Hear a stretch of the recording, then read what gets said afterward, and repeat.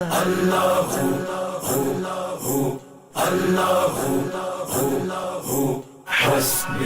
سیدنا ابن طلق یمامی، انہوں نے اسلام ابھی قبول نہیں کیا تھا، لیکن بارگاہ رسالت علیہ السلام میں حاضری کا انہیں شرف حاصل ہوا۔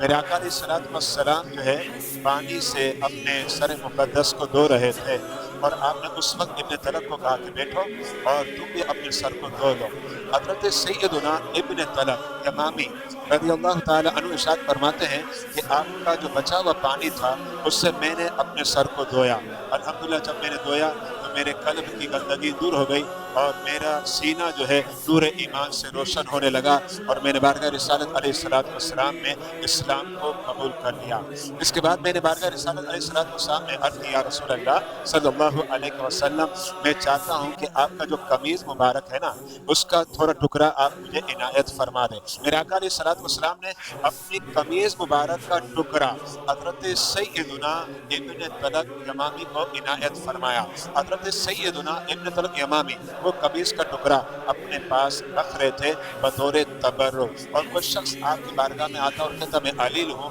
تو آپ فرماتے کہ برتن میں پانی لے لو، اس پانی میں اس کپڑے کے ٹکڑے کو ڈالا جاتا، پھر نکال لیا جاتا، اور پھر آپ فرماتے کہ اب وہ پانی پی لو۔ تو الحمدللہ جو شخص وہ پانی پیتا اگر بیمار ہے تو اللہ کے فضل و کرم سے شفا یاب ہو جاتا۔ یہ واقعہ عرب کے بہت بڑے عالم ہیں علامہ یوسف نبہانی علیہ رحمہ، انہوں نے کتاب لکھی معجزات پر جس کا نام ہے حجت اللہ علی العالمین، اس کے اندر اس واقعے کو درج فرمایا۔ محمد صلی اللہ